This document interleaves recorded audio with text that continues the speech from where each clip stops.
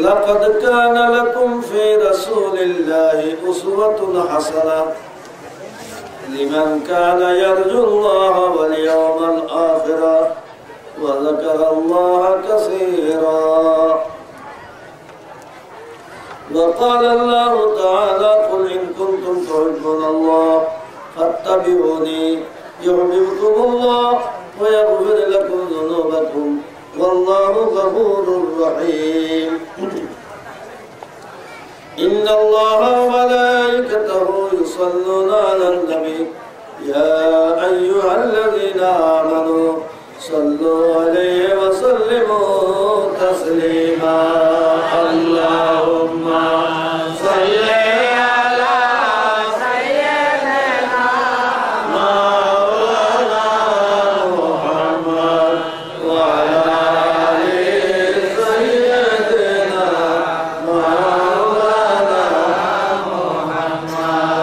इश्क़ दरियाए डूब दौरे बार देखबे ना बीजिर दीदार खुले जाबे चोखेर पर्दा दूर হবে মনের আধার। আল্লাহুম্মা সাল্লি আলা সাইয়্যিদিনা মাওলানা মুহাম্মদ ওয়া আলা আলি সাইয়্যিদিনা মাওলানা মুহাম্মদ। শুনেছি হাদিসে আপনাকে দেখিলে জীবনের গুণে জড়িয়া পড়ে দিবেন গো দেখা দয়া করিয়া।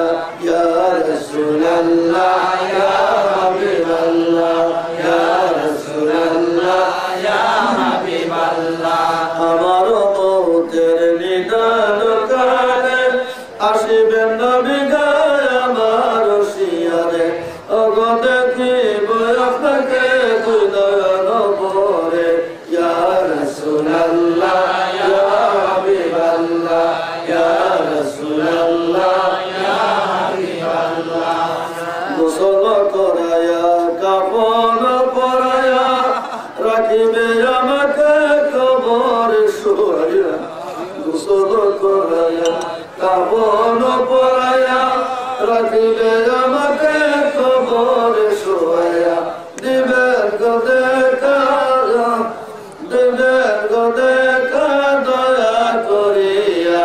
ইয়া রাসূলুল্লাহ ইয়া হাবিবাল্লাহ ইয়া রাসূলুল্লাহ ইয়া হাবিবাল্লাহ। এ বিশ্ব ভুবনে যাহা আছে গোপনে দেখিতে আছেন গায়ে আপন নয়নে ওগো গায়েবের খবর দেনেওয়া গায়েবের খবর আপনি দেনেওয়ালা। ইয়া রাসূলুল্লাহ ইয়া হাবিবাল্লাহ ইয়া রাসূলুল্লাহ ইয়া হাবিবাল্লাহ। আল্লাহুম্মা সাল্লি ওয়া সাল্লিম ওয়া বারিক আলাইহি। মুআজ্জাজ মুহতারাম উলামায়ে কিরাম মুসল্লিয়ানে ইজাম সুদূর নরসিংদী ঢাকা শিবপুর বিভিন্ন এলাকার থেকে মেহমান বৃন্দ এবং আমাদের অত্র এলাকার মুসলমান ভাইরা পর্দার অন্তরালে আমার মা বোনেরা আসসালামু আলাইকুম ওয়া রাহমাতুল্লাহি ওয়া বারাকাতুহু।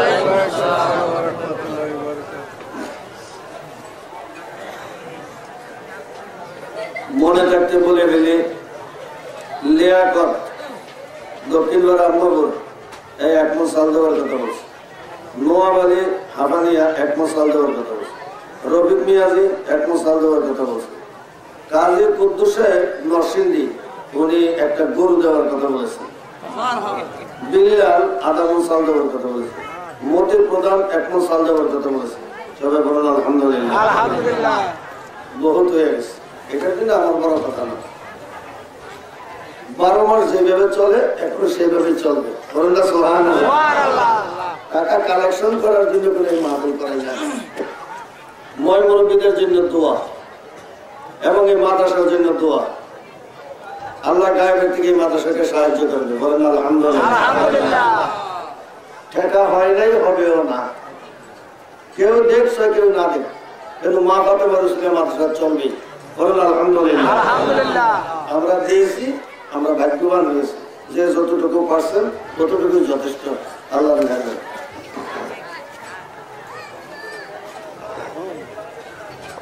এই বছর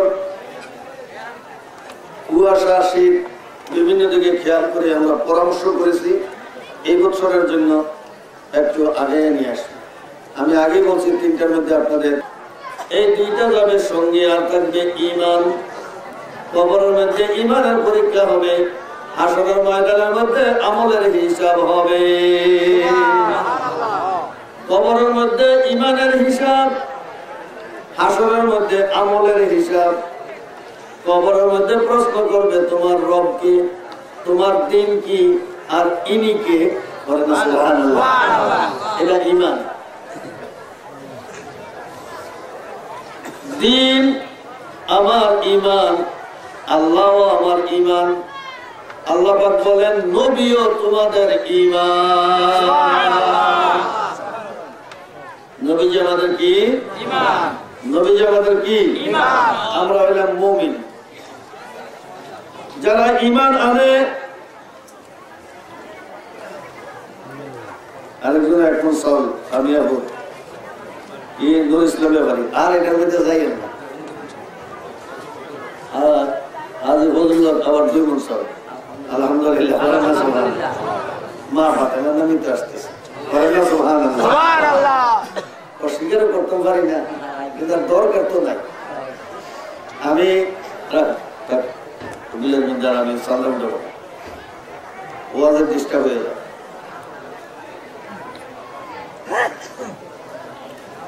গাউসুল আজম জামে মসজিদের মধ্যে আল্লাহর মেহেরবানি মানুষ এমন ভাবে পাগল গাউসে পাকের নামে, মানুষ এমন পাগল মা ফাতেমার মাদ্রাসার নামে। সুবহানাল্লাহ। আমার কাছে খুশি লাগে, আমার নিজের কথা ভুলে যাই। গত শুক্রবারের আগে শুক্রবার, গতকাল শুক্রবারের আগে শুক্রবার আমি কিছু চাঁদা উঠাইলাম মাদ্রাসার জন্য, আর কিছু বোরকা উঠাইলাম। আমার ডাক্তার আব্দুল্লাহ সাহেবের ছেলে স্বপন উপস্থিত। আমার চাষা কত আর এরকম মাদ্রাসা লেগে আর কত কানবে। আমি এইটি আমার কাছে আরাম লাগে। বলেন না সুবহানাল্লাহ। এটা আমার কাছে আরাম লাগে, মানুষের মহব্বত করে দেয়। বলেন না সুবহানাল্লাহ। এই জীবনে একটা কাজ করছে বলে মনে হয় যে আমার দয়াল নবীর কলিজার টুকরা মা ফাতেমার নামে একটা মাদ্রাসা এই এলাকার মধ্যে আপনাদের 10 জনের সহযোগিতা, আপনারা যদি মেয়ে না দিতেন আমার কোনো সাহায্য আসলে মাদ্রাসা চালালেন গড়েরটা উঠে রাখতেন, কি কাম হইত? কোনো কাম হইত না। আপনারা মেয়ে দিয়েছেন, 805 জন মেয়ে নিয়ে মাদ্রাসা শুরু। সারাটা বাংলাদেশের মানুষকে এইটা কেমন কথা? দুনিয়ার মধ্যে কোথাও তো শুনি নাই কোন স্কুল কলেজ মাদ্রাসা 800 ছাত্র নিয়ে প্রথম সবক দেওয়া, এটা কোথাও নাই। 100 হয়, 200 হয়, 150 হয়, আস্তে আস্তে বাড়ে। কিন্তু এটা প্রথম সরি 805 জন। আমি যদি বলি নাসির সরকার সাহেব, মনি সরকার সাহেব, আকবর আলী সাহেব, আপনার স্কুলের মধ্যে যতগুলি ছাত্র আছে বই কিনা দেন, পারবে না, সম্ভব না। কিন্তু আমাদের এই গরিব মাদ্রাসা আজকে 3টা বছর পর্যন্ত প্রত্যেক বছর সমস্ত ছাত্র ছাত্রীকে ফ্রি কিতাব দেওয়া হয়। আমার কাছে কষ্ট লাগে না, কোনো অসুবিধা হয় না। নদীর পানি আমি নদীতে ঢালি। বলেন না সুবহানাল্লাহ। শুধুমাত্র মসজিদের মধ্যে বলি, কোথার থেকে গায়েবের থেকে মানুষে বলে ফেলে আমি টের পাই না। আজকে 3টা বছর পর্যন্ত এইভাবে চালাইতেছি, আপনারাও তার সঙ্গে খুশি দিতেছেন। রোয়াটা কিন্তু আমি লাগাইতেছি, খুশি কিন্তু আপনাদের আছে। বলেন না সুবহানাল্লাহ। 1 টাকাও যার আছে এটা আমার মাথার তাজ, 1 পয়সা যারা দিয়েছেন তারাও এটার হকদার। কিন্তু মেইন জিনিসটা ওখান থেকে আসে। হযরত গাউসে পাকের উসিলায় আমিও মসজিদের খেদমত করি বলে হযরত গাউসে পাকের নানি, হযরত গাউসে পাকের দাদি ইমাম হাসান হলো ওনার পূর্বপুরুষ, এই হিসাবে দাদি আর হযরত ইমাম হোসেন গাউসে পাকের মায়ের বংশের দিক দিয়ে ওই দিক দিয়ে বিবি ফাতেমা হইল নানি, আমার গাউসে পাকের দাদি, গাউসে পাকের নানি খাতুনে জান্নাত মা ফাতেমার উসিলা দিয়ে যখন একটা কথা বলি তখন মানুষ চোখের পানি ফেলে আর এই মাদ্রাসার জন্য দান করতে থাকে। সুতরাং আমার গ্রামের মধ্যে এত চিন্তা করা লাগে না। আমি যদি আপনাদের কাছে বলতাম যে মাসে আমার 21,000 টাকা করে খরচ হয়, আপনারা পারবেন দিতে? পারবেন? হবে না? 1,000 টাকা আছে, কষ্ট হয়ে গেছে, অসুবিধা হয়ে গেছে।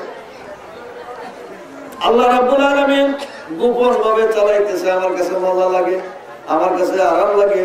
ওদিকে গাউসুল আজম মসজিদ, এদিকে মা ফাতেমার মাদ্রাসা, আমার সমস্ত নেক কাম কিচ্ছুই না। যদি আল্লাহ কবুল করে এই দুইটা জিনিস, তাহলে আমার সারবার উপায় আছে, না হলে নিজের কাম দিয়ে সারা সম্ভব না।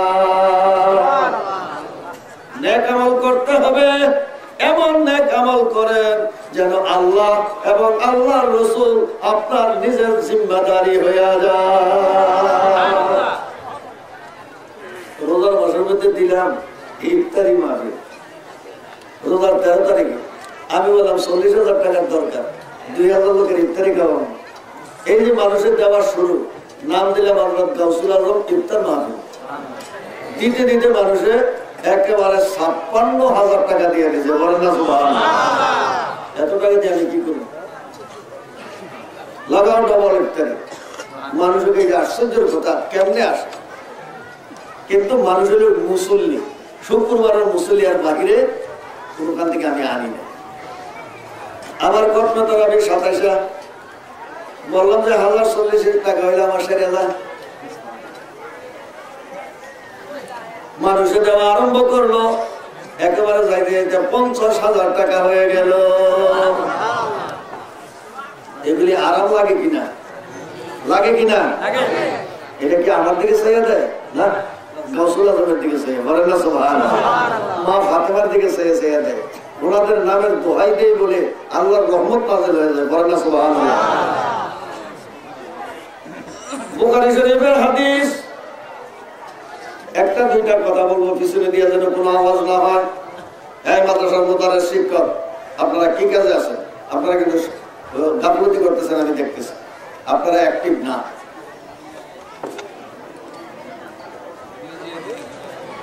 মদিনা শরীফের মধ্যে বৃষ্টি নাই, মদিনা শরীফের মধ্যে একবার বৃষ্টি নাই।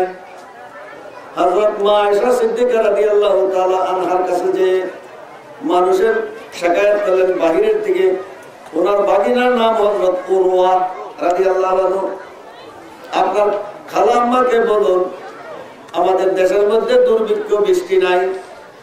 হযরত আয়েশা সিদ্দিকা রাদিয়াল্লাহু তাআলা আনহা বলেন, হে আমার বাগিনা উরওয়া, যাইয়া বলো সাহাবায়ে কেরামকে আমার নবীজির রওজা মুবারকের উপরে দিয়ে ছাদ দেওয়া আছে ঘরের, এই ছাদের মধ্যে যেন একটা ছিদ্র করে দেয়, যেন আসমান দেখা যায়। সুবহানাল্লাহ। তোমাদের কাজ শুধু আসমানের দিকে একটা ছিদ্র করে দাও। সাহাবায়ে কেরাম মা আয়েশা সিদ্দিকার কথা মতো আসমানের দিকে একটু ছিদ্র করে দিলেন, সামান্য একটু। এই ছিদ্র করে দেওয়ার পরে দিয়া দেখা গেল এমন বৃষ্টি হলো মদিনা শরীফের মধ্যে হাঁটু পানি জমে যায়। বলেন না সুবহানাল্লাহ। মা আয়েশা সিদ্দিকা কেমনে বুঝলেন যে হুজুরের রওজা মুবারকের উপরে দিয়া একটু ছিদ্র করলে বৃষ্টি হবে? নিশ্চয়ই ইয়াকিন আছে কিনা? ঈমান আছে কিনা? বলেন না সুবহানাল্লাহ। খোদার রহমত নাযিল হয়, বড় রহমত তো শুয়ে আছে সোনার মদিনায়। খোদা বলেন তোমার চোখও আমার রহমত, তোমার মুখও আমার রহমত, তোমার কলমও আমার রহমত, তোমার কানও আমার রহমত, তোমার হাত পাও আমার রহমত, সূর্য আমার রহমত, চন্দ্র আমার রহমত। তোমার জন্য আমার এগুলি রহমত, কিন্তু আমার নবী হইল চন্দ্র সূর্য, এবং আদম নবী হইতে সমস্ত নবীদের জন্য, বিশ্ব জাহানের জন্য রহমত। আর সময় গেলেন আমার হুজুর সাল্লাল্লাহু আলাইহি ওয়াসাল্লাম। আর সময় আল্লাহ উঠবার সময় কদম মুবারকের জুতা খোলার জন্য চিন্তা করলেন। হুজুরের জানা আছে মুসা আলাইহিস সালাম তুর পাহাড়ে গিয়েছে।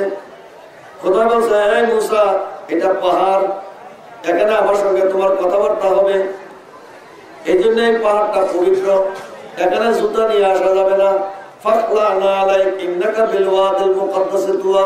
নিচে জুতা খুলে উপরে তুমি খালি পায়ে আসো, এখানে জুতা নিয়ে আসা আদবের খেলাফ হবে। মুসা আলাইহিস সালাম জুতা খুলে ফেললেন। আমার হুজুরের এই কথা মনে হয়ে আরশে যাওয়ার সময় পায়ের জুতা মুবারক খুলে আরশে উঠবে, করে না সুবহানাল্লাহ। খোদা তো আরশের মধ্যে বসা থাকে না, আল্লাহ এটা আমার একটা শক্তির কেন্দ্র, করে না সুবহানাল্লাহ। এটা আমার কুদরতের হেডকোয়ার্টার, এখান থেকে সব সার্কুলেট হয়। এই আরশে আল্লাহ বানাইছে আমার নবীজির জন্য। দেখা গেল মেরাজের রাতে আমার হুজুর কদম মুবারক আরশে আল্লাহতে দেয়, আমার হুজুরের কদমের নিচে খোদার আরশ, করে না সুবহানাল্লাহ। আমার হুজুর এর উপরে। আসমান জমিন চন্দ্র সূর্য গ্রহ নক্ষত্র আল্লাহর আরশ আল্লাহ আমার হুজুরের কদমের নিচে। হুজুরের জুতা খোলার খেয়াল করলেন, সঙ্গে সঙ্গে আল্লাহর তরফ থেকে আমার আসলে, আমার হাবিব, এ আমার আরশ আল্লাহ আপনার জুতা মুবারকের ধুলির জন্য এতদিন অপেক্ষা আছে। আপনি জুতা করবেন না, আপনি মুসা নবী নন, আপনি নবীদেরও নবী, আপনার জুতা মুবারকের জন্য আমার আরশ আল্লাহ পেরেশান। মুসা গেলেন কুহে তুরে জুতা খোলার আদেশ পায়, মোর নবীজির জুতার দুলা পেয়ে আরশ ধন্য হয়। আল্লাহুম্মা সাল্লি আলা সাইয়্যিদিনা মাওলানা মুহাম্মদ ওয়া আলা আলি সাইয়্যিদিনা মাওলানা মুহাম্মদ। আমার হুজুর কে আল্লাহ বললেন রহমাতুল লিল আলামিন। চাঁদের সূর্যের গ্রহ নক্ষত্র সবার জন্য আপনি তো রহমত, করেন না সুবহানাল্লাহ। মুসা নবীকে আল্লাহ রহমত দিয়েছে লাঠি, মুসা নবীকে রহমত দিয়েছে হাতের তালু। যখন বগলের নিচে কতক্ষণ রাখতেন, হাতের তালু বাইর করলে কেউ চাইতে পারতো না, সূর্যের মতো জল জল করতে যাতে পারবো। আরেকটা লাঠি হযরত মুসা আলাইহিস সালামকে আল্লাহ দিলেন, এটা কাঠের লাঠি। আল্লাহ বলেন, এটা আমি রহমত দিলাম আপনাকে। নদীর মধ্যে আঘাত করেন রাস্তা হয়ে যাবে, পাথরের মধ্যে আঘাত করেন ঝর্ণা হয়ে যাবে, করেন না সুবহানাল্লাহ। ফেরেউনের সামনে যায় মাটিতে ফেলে দেন, সাপ হয়ে যাবে। এক লাঠি দিয়ে কত রহমতের কাজ হয়ে যায়। মুসা নবীও নাই, লাঠিও নাই, সেই রহমতও নাই, করেন না সুবহানাল্লাহ। নবীদেরকে আল্লাহ যে রহমত দিয়েছেন এটা টেম্পোরারি, নবীগণকে রহমত দিয়েছেন। আর খোদা তাআলা কোরআনে বলে, হে আমার হাবিব, সমস্ত নবীকে আমি পৃথক রহমত দিয়েছি, কিন্তু আপনাকে আমি সমস্ত শরীর রহমত বানায়া দুনিয়াতে পাঠিয়েছি। আপনি আমার রহমত, করেন না সুবহানাল্লাহ। কান যদি আমার রহমত হয়, কানের আমার দরকার আছে, তাহলে নবী আমার রহমত, নবীজির দরকার আছে কিনা? হুজুর পাক সাল্লাল্লাহু আলাইহি ওয়াসাল্লাম বলেন, কে কি চাও আমার থেকে চাও, কে কি চাইবে চাও। একজনের কে হুজুর আমি জান্নাত চাই, হুজুরের কে কোন জান্নাত?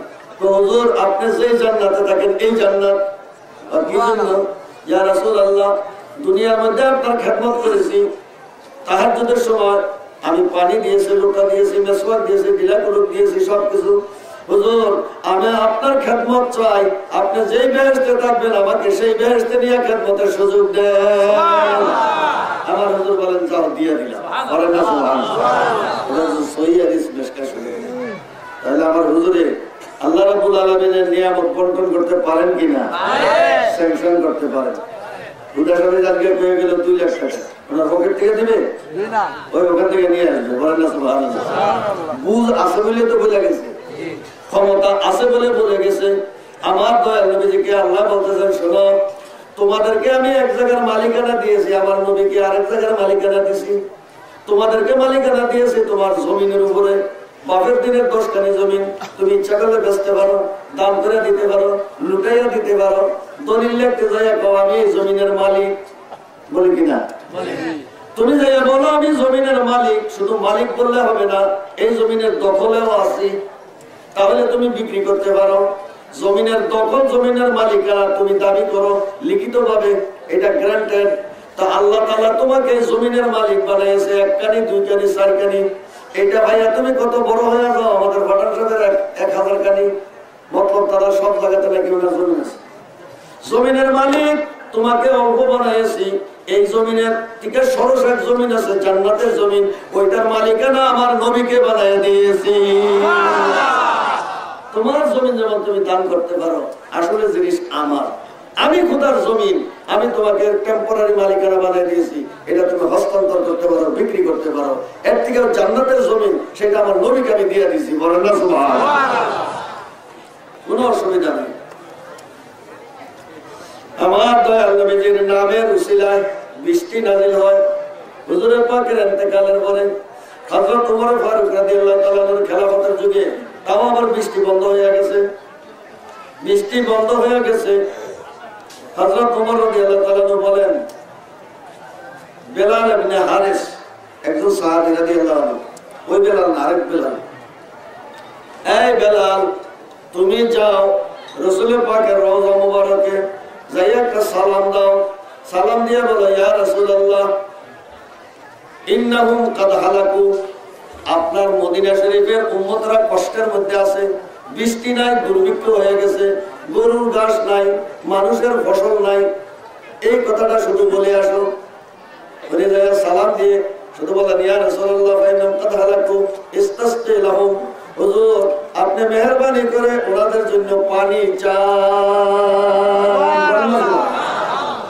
হুজুর ইন্তেকাল করে গেছে, এর মধ্যে হুজুর আপনি খোদার থেকে পানি চান। সাহাবীমান কি আর আমাদের ইমান কি? সাহাবীরা হুজুরের কাছে যাইয়া পানি চায়, আমরা বললে কথা শুনবে না। ইয়া রাসূলুল্লাহ যদিও আমরা আমাদের সাহাবী, কিন্তু আমাদের একটা গ্যারান্টি নাই, আপনি যদি মেহেরবানি করে চান পানি হবে, আমরা আপনার কাছে চাই। ইস্তাসকি রাব্বাকা ফাইন্নাহুম কাদ হালাকু, আমাদের ধ্বংসের অবস্থা হয়ে গেছে, বৃষ্টি নাই, আপনি আল্লাহ থেকে বৃষ্টি এনে দেন। এই কথা বলে চলে আসে। রাত্রে স্বপ্নে দেখা, সঙ্গে সঙ্গে আমার হুজুরে বললেন না, রাত্রে স্বপ্নের মধ্যে দেখাইয়া দিলেন। স্বপ্নের মধ্যে কেমনে দেখে? কারণ মানুষ যখন ঘুমায় তখন তার রুহটা থাকে সজাগ, সুবহানাল্লাহ, কান বন্ধ হয়ে যায়, নাক বন্ধ হয়ে যায়, চোখ বন্ধ হয়ে যায়, এই দুই চোখে দেখে না, এই দুই কানে শুনে না, এই দুই নাকেও গন্ধ পায় না। ঘুমন্ত বয়সে নাকের মধ্যে যদি পায়খানা নেয়, সে বলতে পারবে? কানে শুনবে? শুনে না। চোখে দেখে? কিন্তু এই ঘুমন্ত মানুষটা দেখে লন্ডন যাইতে আছে, কার সঙ্গে কথা বলতেছে, পরিষ্কার কানে শুনতে আছে, চোখও দেখতে আছে, সেখানে মিষ্টি গাইছে, আবার নাকের মধ্যে সুগন্ধিও লাগে। ঘুমের মধ্যে ঠিক কেমনে হয়? শোনো রে, শরীরটা থেকে তোমার বিছানায় তোমার একটা রুহ বাহির হয়ে যায়। এই রুহের নাম হইল রুহে রুহানিয়া, আরেকটার নাম হইল রুহে হায়ওয়ানিয়া। একটা রুহ থাকে তোমার শরীরের মধ্যে, এটার দ্বারা তোমার হায়াত থাকে। আরেকটা রুহে রুহানিয়া, ফেরেশতার মতো সারা দুনিয়ার মধ্যে এক মুহূর্তে ভ্রমণ করতে পারে। টিকিট লাগে না, ভিসা লাগে না, পয়সা লাগে না। স্বপ্নের মধ্যে তোমার রুহ এক মুহূর্তে সারা দুনিয়া ভ্রমণ করে। তোমার রুহ যদি এই ক্ষমতা থাকে, তাহলে আমার নবীর রুহ মুবারকের ক্ষমতা কি হইতে পারে? আমার হুজুরের রুহ মুবারক সর্বত্র হাজির ও নাজির। আলহামদুলিল্লাহ। তো স্বপ্ন যোগে মারে দেখে, বাপেরে দেখে, মার রুহ বের হয়ে গেছে। তোমরা যখন ঘুমাও তখন তোমাদের রুহটাও আমি বের করে নিয়ে যাই। শুধু অনুভূতি থাকে শরীরের মধ্যে, ডাইন কাত হও, বাম কাত হও, এপাশ ওপাশ করো, কিন্তু কানেও শুনো না, নাকেও সুগন্ধি পাও না, চোখেও দেখো না। আমি তোমার রুহটা নিয়ে যাই। আমি তোমাকে কতক্ষণ পরে, 6 ঘন্টা পরে, 4 ঘন্টা পরে আবার রুহটা ফেরত দিলে সঙ্গে সঙ্গে তুমি সজাগ হয়ে যাও। আমি পুনরায় যদি ইচ্ছা করি, তাহলে এইটা চিরজীবনের ঘুম আমি ঘুমাইয়া দিতে পারি। অনেক মানুষ ঘুম যায় আর সজাগ হয় না, সকালে ওইটা দেখে মরা। আসেন এরকম? আসেন এরকম? কেউ টের করতে পারে। রুহটা নিয়ে যাবে, এই রুহটা সবখানে বিক্রি করে। রুহুর সঙ্গে দেখা করে। কবরের রুহু আর মানুষের রুহু যখন বাহির হয়, রুহু কথা বলতে পারে। এক রুহু আরেক রুহুর সঙ্গে আলোচনা করতে পারে, চলাফেরা করতে পারে। হযরত বেলাল ইবনে হারিস রাদিয়াল্লাহু তাআলা আনহু হুজুরের কাছে বলে দিলেন। হুজুরের সঙ্গে সঙ্গে কোনো জবাব দিলেন না, যদিও হায়াতুন নবী। স্বপ্ন যোগে ওনার রূহকে বলে দিলেন, ও বেলাল ইবনে হারিস, তুমি আমাকে সালাম দিয়া পানি চাইছো, আমি এখন তোমারে খবর দিলাম বৃষ্টি হবে আগামীকাল। ওমরের কাছে যাই আমার একটা সালাম দিয়া বলো। আর ওমরের বললো এত গরম দেখাইলে চলবে না, রাজ্য শাসন করতে হলে একটু ঠান্ডা মাথায় রাজ্য শাসন করতে হবে। বলেন না সুবহানাল্লাহ। হুজুরের রওজা মুবারক থেকে রাজ্য চালাইতে আছে। বলেন না সুবহানাল্লাহ। হযরত ওমর রাদিয়াল্লাহু তাআলা বলেন, আমার হুজুর জিন্দা। উনি কান থেকে বুক বসাই দিলেন বুখারী শরীফে। হযরত ওমর রাদিয়াল্লাহু তাআলার জমানায় একবার দুর্ভিক্ষ। উনি বললেন চলো ইস্তিসকা নামাজ পড়তে যাই। সবাই গেল ইস্তিসকা নামাজ পড়তে। হযরত ওমর রাদিয়াল্লাহু তাআলা বললেন, এ হযরত আব্বাস রাদিয়াল্লাহু তাআলা, আপনি রাসূলুল্লাহর চাচা, আমাদের বুজুর্গ, আপনি আমাদের সঙ্গে আসেন। ইস্তিসকার নামাজ পড়া হলো। ইস্তিসকার 2 রাকাত নামাজ পড়ে উনি দোয়া করলেন। উনি বললেন, আল্লাহুম্মা ইন্না কুন্না নাতাওয়াসসালু ইলাইকা বিনাবিয়িক ওয়াল আন ইন্না নাতাওয়াসসালু বি আম্মি নবিয়িকা আব্বাস রাদিয়াল্লাহু তাআলা আনহু, ইয়া আল্লাহ, তোমার দয়ার নবীর উসিলা দিয়া চাইছি, তুমি দিয়েছো। আজকে আমার দয়ার নবীর চাচা আমাদের সামনে আছে, ওনার ইজ্জতের উসিলা দিয়ে আমরা বৃষ্টি চাই, আমাদেরকে বৃষ্টি দান করে দাও। বুখারী শরীফের হাদিস। যখন হযরত আব্বাস রাদিয়াল্লাহু তাআলা উসিলা দিলেন, সঙ্গে সঙ্গে বৃষ্টি হয়ে গেল। ফাসফু, সঙ্গে সঙ্গে এমন বৃষ্টি হলো হাঁটু মানে দিয়া ঘরের মধ্যে আসছে। বলেন না সুবহানাল্লাহ। তাহলে উসিলা লাগে কিনা? লাগে। উসিলা লাগে কিনা? লাগে। বলেন না সুবহানাল্লাহ। আমাদের সবচেয়ে বড় উসিলা মাওলা হযরত মুহাম্মদুর রাসূলুল্লাহ সাল্লাল্লাহু আলাইহি ওয়াসাল্লাম। আল্লাহ পাক কোরআনে বলেন, ইন কুনতুম তুহিব্বুনাল্লাহ। এই দুনিয়ার মানুষ প্রত্যেকেই তো আমার সাথে পাগল। কেউ কেউ ঈশ্বর, কেউ কেউ ভগবান, কেউ কেউ হরে হরে কৃষ্ণ, হরে কৃষ্ণ হরে কৃষ্ণ, কৃষ্ণ কৃষ্ণ হরে হরে। বুদ্ধং শরণং গচ্ছামি, ভগবান বুদ্ধ, গড, ঈসা অনেক রকমই বলে। খোদা বলেছে যেই ভাষাই বলো, আমাকে কিন্তু মানো, এইটাই হবে না, আমার নবীকে আগে মানতে হবে। আমার নবীকে বাদ দিয়া 1000 বার যদি আমাকে ডাকো, তাহলে আমি কবুল করব না। আমিলাতুন নাসিবাতুন তাসলা নারান হামিয়া। আমার নবীকে বাদ দিয়া তুমি যত আমল করো না কেন, যত তুমি আমলের গাঁটটি বুঝকাও যদি বান্ধো আমার নবীর মাধ্যম ছাড়া, তাহলে আমি খোদা তোমাকে সঙ্গে সঙ্গে জাহান্নামে নিয়ে যাব। এই আমলে কোনো কাজ হবে না। স্বয়ং কোরআনের ঘোষণা, নবীর মাধ্যমে আমল করতে হবে। কেমন আমল? নামাজ। হুজুর নামাজ কেমনে পড়ো? হুজুরের খোদা বলছে আকিমুস সালাত, নামাজ পড়ো। সাহাবায়ে কেরাম বলে, হুজুর নামাজ কেমন এটা তো আমরা জানি না। বলেন না সুবহানাল্লাহ। আল্লাহও বলে না নামাজ এইরকম। আল্লাহ বলছে শুধু থুপ নামাজ পড়ো। একটা থুপ কথা বলে দিছি। হুজুর আমরা কেমনে নামাজ পড়বো? হুজুরে পাক সাল্লাল্লাহু আলাইহি ওয়াসাল্লাম বলেন, নামাজ কেমন তোমরা চিনো না? আমার দিকে চাইয়া থাকো। প্রথম হুজুরের নামাজ শুরু করলেন। বলেন না সুবহানাল্লাহ। সাহাবায়ে কেরামকে বলে চাইয়া থাকো। সাল্লু কামা রাআইতুমুনি উসাল্লি, আমি যেভাবে পড়ি এইটার নাম হইল নামাজ। সাহাবায়ে কেরাম চাইয়া হুজুরে পাক সাল্লাল্লাহু আলাইহি ওয়াসাল্লাম প্রথম ওযু করলেন। বলেন না সুবহানাল্লাহ।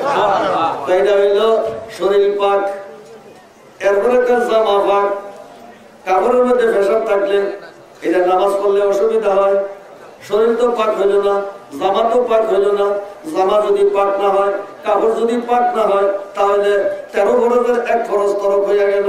1 ফরজ বাদ দিলে নামাজ হয় না। এই জন্য সতর্ক সবসময় পেশাব করে একটু ঢিলা করে নিয়ে, যাতে পানি খরচ করার পরে দিয়ে টকটক করে ফোড়া যেন কাপড়ের মধ্যে না লাগে। আপনি তো জানেন না, লেগে গেছে কাপড়ের মধ্যে পেশাব, কাপড় তো পাক হইল না। শরীর পাক কিন্তু কাপড় না পাক। আমার হুজুরটা গেলেন শরীরও পাক হইতে হবে, কাপড়ও পাক হইতে হবে, যেই জায়গাতে দাঁড়াইছো সেই জায়গাটাও পাক হইতে হবে। তারপরে দিয়ে কেবলামুখী হয়ে দাঁড়াও, তারপরে দিয়ে নিয়ত করো। তাহলে না বাহিরে সাত পড়তে মতো নামাজ, তারপরে কেবলামুখী, এরপরে তাকবীরে তাহরিমা। সাহাবায়ে কেরাম সাইয়েস হুজুর আপনি হাত উঠায় দাঁড়াইছে, ওয়াকুমু লিল্লাহি কানিতিন, খোদার জন্য দাঁড়াও। খোদার সম্মানে দাঁড়াইয়া যাও। হুজুর আবার রুকুতে গেলেন, আবার দাঁড়াইলেন, আবার সেজদাতে গেলেন। হুজুরে বলেন আমি যেভাবে উঠা বসা করি এইটার নাম নামাজ। সুবহানাল্লাহ। আল্লাহ বলছে আতিমুস সালাত, বাস এতটুকুই শেষ। আর বাকি সব আমার হুজুরের হাতে দিয়েছে। আমার হাবিব, আমি সংক্ষেপে কথা বলবো, এইটাকে বিস্তারিত ভাবে বুঝাইয়া দেওয়ার জন্য আপনাকে পাঠিয়েছি। করেন না সুবহানাল্লাহ। আমার হুজুর না হলে নামাজ কেউ পড়তে পারবে? আমার হুজুরের দেখানি ছাড়া কেউ নামাজ পড়তে পারবে না। আমার হুজুর ছাড়া কেউ হজ করতে পারবে না। আমার হুজুর দেখাইয়া দিলেন একটা কাপড় পরো আর একটা কাপড় পিন্ড, মাথাটা খোলা রাখো। মহিলারা তোমরা শুধু মুখ খোলা রাখো আর সারা শরীর ঢাকো, মাথা সুদ্ধায় রুমাল দিয়া বাঁধো, শুধু চেহারা খানা খোলা থাকবে। আমার হুজুর এইভাবে দেখাইয়া দিলেন। মেয়ে লোকেরটা কেমনে দেখাইবেন? হুজুরে বলে মেয়ে লোকেরটা দেখানোর জন্য বিবি ফাতেমা হযরত আয়েশাকে নিয়ে গেলাম। বিবি আয়েশা, বিবি ফাতেমা, তোমরা দেখাইয়া দাও মেয়ে লোকে কেমনে ইহরাম বাঁধবে।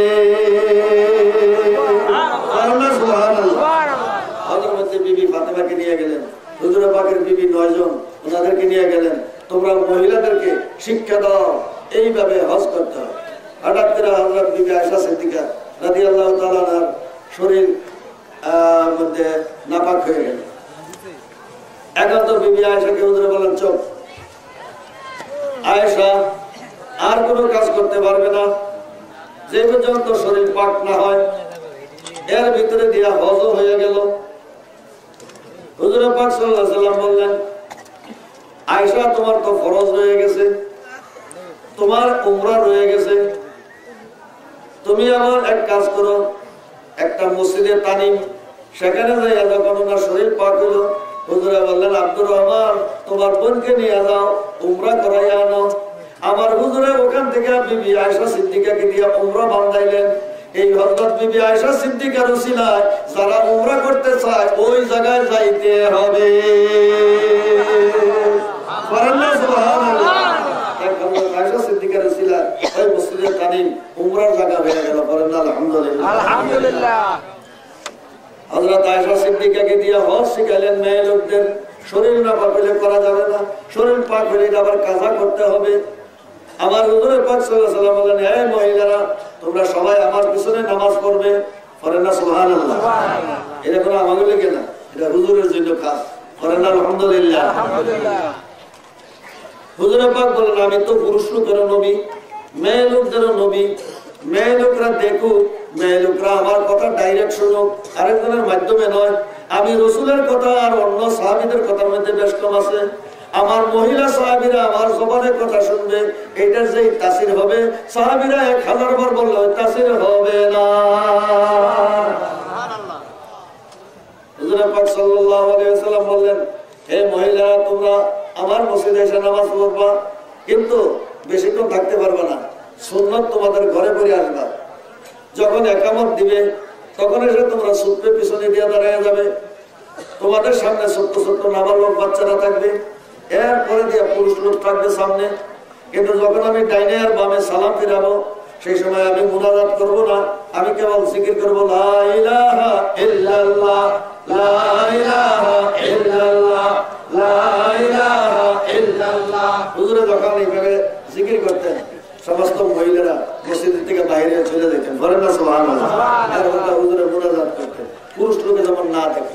বলেন না সুবহানাল্লাহ। আমার নবী যে মেয়ে লোকদের জন্য রহমাতুল লিল আলামিন। বলেন না আলহামদুলিল্লাহ, আলহামদুলিল্লাহ। হযরত আয়েশা সিদ্দিকা রাদিয়াল্লাহু তাআলা আনহার বয়স মাত্র 6 বছর। হযরত বিবি খাদিজাতুল কুবরার ইন্তেকাল, হুজুরের বয়স 51। এমন সময় একদিন জিবরাইল আলাইহিস সালাম একটা রুমাল নিয়ে আসছে, হুজুরের সামনে ধরছে, হুজুর একটু দেখেন তো। হুজুরের পাক নজর করে দেখে একটা রুমাল, রেশমি রুমাল, রুমালের উপর দিয়ে একটা গোলাপ ফুল, গোলাপ ফুলের উপরে বসে আছে হযরত আয়েশা সিদ্দিকা 6 বছরের বালিকা। জিবরাইল এসে বললেন হুজুর হাযা যাওজু, ইনি আপনার বিবি। পড়েন না সুবহানাল্লাহ। হুজুরের আমি ছোট্ট 6 বছরের মেয়ে, এ আমার বিবি। জিবরাইল এটার মধ্যে আমার একটা কোনো ভেদ আছে। ইয়া রাসূলুল্লাহ আল্লাহ বলে দিয়েছেন আপনার এই বিবিকে আল্লাহ এমন জিনিস দান করেছেন, এমন জেহেন, এমন শক্তি দিয়েছেন, এমন জ্ঞান দিয়েছেন, আপনার এই বিবির উসিলায় আপনার উম্মতের মহিলারা মেয়ে লোকের সব মশলা শিখতে পারবে। এই জন্য আপনার কাছে ওনাকে দান করে দিল। হুজুরে পাক বলেন আয়েশা সিদ্দিকা যে পর্যন্ত না আসে আমি জুমার খুতবা দিব না। পড়েন না সুবহানাল্লাহ। নামাজ বলেন, হজ বলেন, রোজা বলেন, সবকিছু আমার হুজুরে পাক সাল্লাল্লাহু আলাইহি সাল্লাম শিক্ষা দিলেন। সুবহ সাদেক থেকে সন্ধ্যা পর্যন্ত। আগে রোজাটা কিন্তু একটু শক্ত আছে, আমার জন্য হুজুরে সহজ করে দিলেন। হঠাৎ করে একটা ঘটনা হয়ে গেল। আল্লাহ তাআলা হুকুম করলেন, হে আমার হাবিব, আমি রোজা ফরজ করলাম রমজান মাসে, কিন্তু রোজা রাখবে কখন?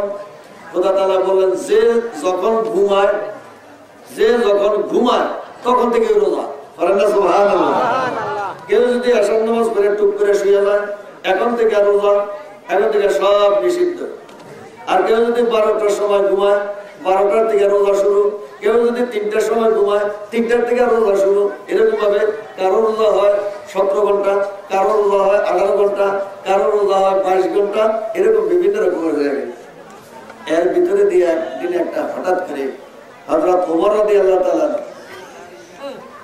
ওনার সঙ্গে আরো 2 জনের এরকম একটা ভুল হয়ে গেল। ওনারা এশার নামাজ পড়ে শুয়ে গেছে,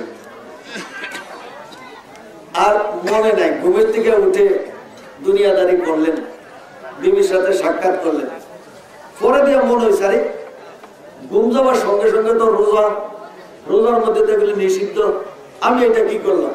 হঠাৎ করে ঘুমের ঘুরে খেয়াল নাই। সকালবেলা যায় হুজুর, হুজুর আমার দ্বারাই ভুল হয়ে গেছে, ঘুমের থেকে উঠে দুনিয়াদারি করেছি, হুজুর এখন কি করি? আমার এই গুনাহ কেমনে মাফ হবে? আমার হুজুর এখন খোদা এটার ব্যবস্থা করবে। ওমর রে, তোমারে দিয়ে আল্লাহ ব্যবস্থা করাবে, তোমারে দিয়া দিন ইসলামের একটা বিরাট খেদমত হয়েছে। আমি জানি তোমার এই কাজের মধ্যে আল্লাহর একটা গোপন রহস্য আছে। সঙ্গে সঙ্গে আয়াত নাযিল হইল, আলিমাল্লাহু আন্নাকুম কুনতুম তাফতানুনা আনফুসাকুম ফাতাবা আলাইকুম ওয়া আফা আনকুম। আল্লাহ পাক বললেন, হে আমার হাবিব, তাদেরকে বলে দেন আমি খোদাই বলতেছি, আলিমাল্লাহু আন্নাকুম কুনতুম তাফতানুনা আনফুসাকুম। খোদা জানে তোমরা আজকে রাত্রের মধ্যে একটা খেয়ানত করে ফেলছো, রোজার ভিতরে তোমরা দুনিয়াদারি করে ফেলছো, সংসার ধর্ম করেছো, বিবির কাছে গিয়েছো। আমি খোদা জানি, কিন্তু ওমরের কারণে আমি খোদা রোজাটা ছোট করে দিলাম। এখন রোজার টাইম করে দিলাম সুবহ সাদেক থেকে সন্ধ্যা পর্যন্ত।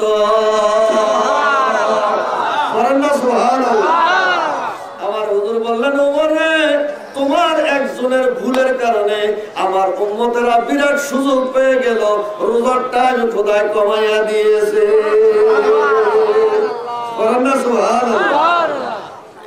আল্লাহ এক একজনের উসিলায় বিরাট একটা নিয়ামত দিয়ে দেয়। আগের দিনের মধ্যে ওযু ছিল, তায়াম্মুম ছিল না। ওযু ছিল, তায়াম্মুম ছিল না। আমার হুজুরের জামানায় তায়াম্মুম হয়ে গেল। কেমনে হইল তায়াম্মুম?